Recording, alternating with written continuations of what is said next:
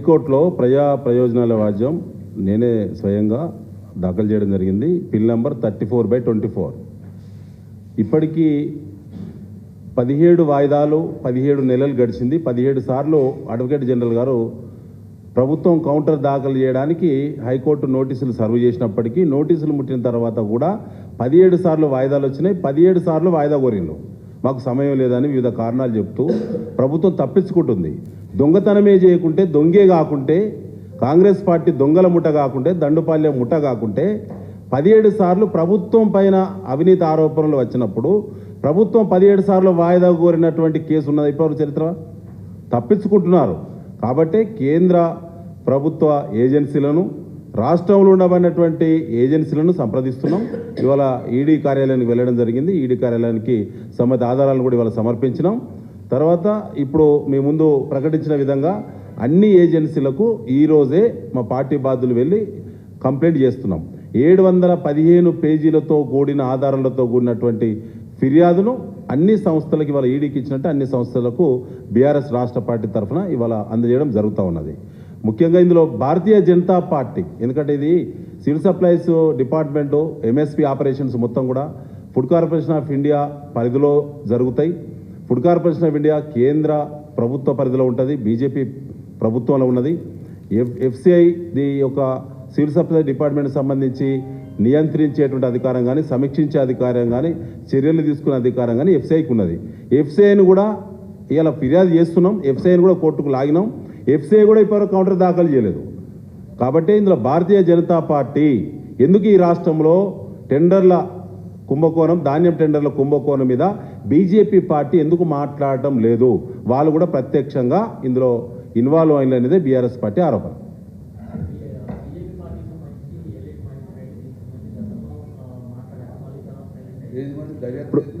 ఇప్పుడు బీజేపీ మాట్లాడింది, తర్వాత సైలెంట్ అయింది. ఇప్పుడు ఇవాళ మీరు చూశారు 715 పేజీల ఆధారాలన్నీ కూడా బీఆర్ఎస్ పార్టీ సేకరించింది. సంవత్సరంన్నరగా దీని మీద మాట్లాడింది. కంటిన్యూ సబ్జెక్టును లైవ్లో పెట్టింది. తర్వాత కోర్టులో పిల్ దాఖలు చేసింది. ప్రభుత్వాన్ని కొట్టుకు లాగింది.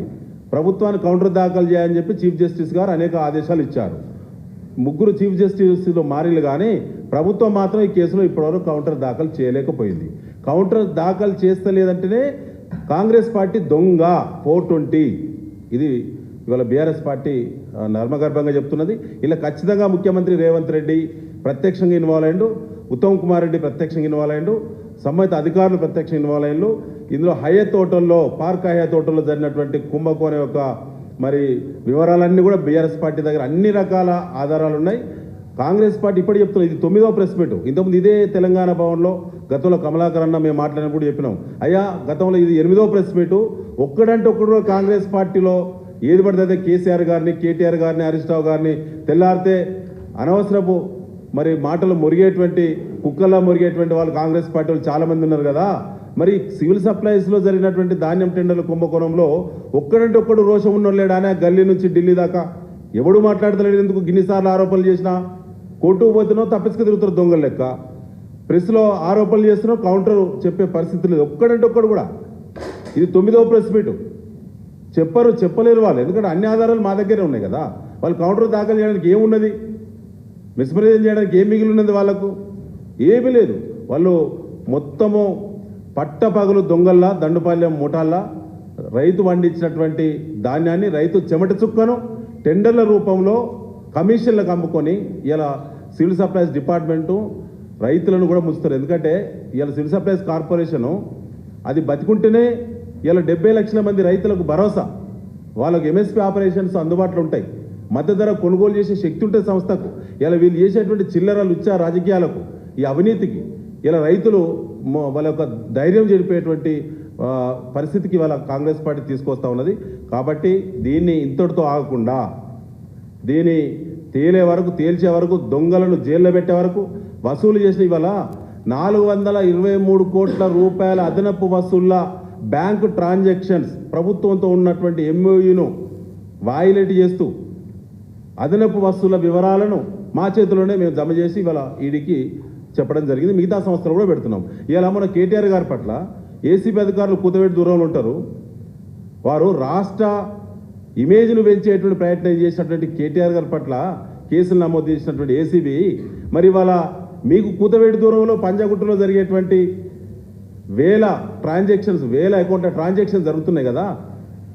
అనేకసార్లు బీఆర్ఎస్ రాష్ట్ర పార్టీ ప్రభుత్వాన్ని తెచ్చిన పార్టీ 10 ఏళ్ళు ప్రభుత్వం నడిపిన పార్టీ మా వర్కింగ్ ప్రెసిడెంట్ గారు పత్రికా సమావేశంలో బహిరంగంగా అవినీతి వివరాలను బయటపెట్టిన తర్వాత ఏసీబీ ఎందుకు ఇన్వాల్వ్ అవుతలేదు?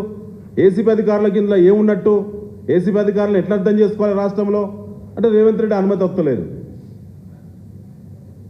ఇదంతా కూడా ప్రజల్లోకి తీసుకెళ్తాం. తప్పకుండా తదుపరి రాష్ట్ర పార్టీ కార్యాచరణ భవిష్యత్తులో కార్యాచరణ ఇవ్వబోతుంది.